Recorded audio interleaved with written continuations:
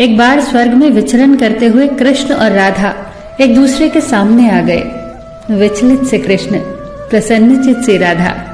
कृष्ण सकपकाए, राधा मुस्कुराई। इससे पहले कि कृष्ण कुछ कह पाते, राधा बोल उठी, कैसे हो द्वारिकाधीश।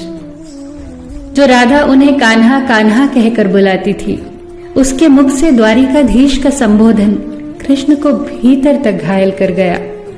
फिर भी किसी तरह अपने आप को संभाल लिया उन्होंने और बोले राधा से, मैं तुम्हारे लिए आज भी वही कान्हा हूं।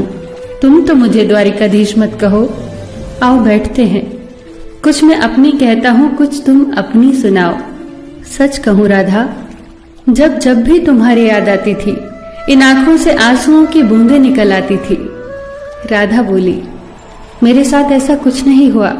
न तुम्हारी याद आई, न आंखों से आंसू बहा, क्योंकि हम कभी तुम्हें भूले ही कहां थे। जो तुम याद आते, इन आंखों में तो सदा तुम ही थे। कहीं आंसुओं के साथ निकल न जाओ, इसलिए रोते भी नहीं थे। कान्हा, प्रेम से अलग होने पर तुमने क्या खोया, इसका एक आईना दिखाऊं तुम्हें। कुछ कड़वे सच प्रश्न सुन पाओ तो सुनाऊं। कभी सोचा है इस तरक्की में तुम कितने पिछड़ गए। यमुना के मीठे पानी से जिंदगी की शुरुआत की और समुद्र के खारे पानी तक पहुंच गए। एक उंगली पर चलने वाले सुदर्शन चक्र पर भरोसा कर लिया और 10 उंगलियों पर चलने वाली बांसुरी को भूल गए। कान्हा, जब तुम प्रेम से जुड़े थे तो जो उंगली गोवर्धन पर्वत उठाकर लोगों को विनाश से बचाती थी, प्रेम से अलग होने पर वही उंगली क्या क्या रंग दिखाने लगी। सुदर्शन चक्र उठाकर विनाश के काम आने लगी। कान्हा और द्वारिकाधीश में क्या अंतर होता है बताऊं? कान्हा होते तो तुम सुदामा के घर जाते, सुदामा तुम्हारे घर नहीं आता। युद्ध में और प्रेम में यही तो फर्क होता है। युद्ध में आप मिटाकर जीतते हैं और प्रेम में आप मिटकर जीतते हैं। कान्हा, प्रेम में डूबा हुआ इंसान दुखी तो रह सकता है, पर किसी को दुखी नहीं कर सकता। आप तो कई कलाओं के स्वामी हो, स्वप्न दूरदृष्टा हो, गीता जैसे ग्रंथ के दाता हो, पर आपने ये क्या निर्णय लिया?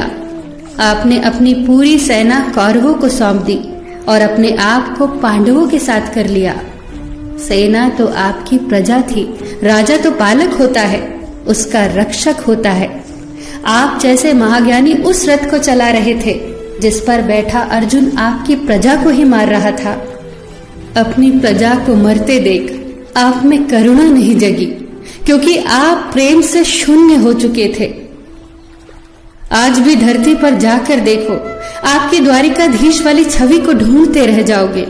हर जगह, हर मंदिर में मेरे ही साथ खड़े नजर आओगे।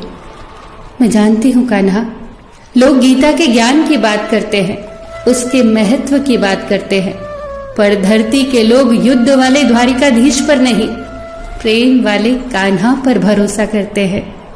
गीता में मेरा दूर दूर तक नाम नहीं है, पर आज भी लोग उसके समापन पर राधे राधे कहते हैं। ये कहानी काल्पनिक जरूर है, पर इसके भीतर छिपी सीख बहुत महत्वपूर्ण है।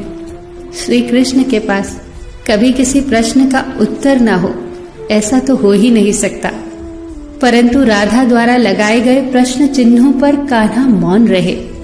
यही तो है प्रेम में समर्पण का भाव। पराक्रम में हमें हर किसी को हराना होता है, तब भी हम जीतकर भी हार जाते हैं, परंतु प्रेम में एक ही कईयों का दिल जीत लेता है।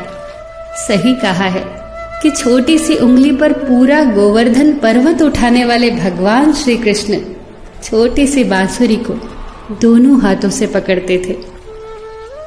फिर मिलेंगे दोस्तों अगली कहानी के साथ। तब तक के लिए अपना ख्याल रखना और हमेशा मुस्कुराते रहना।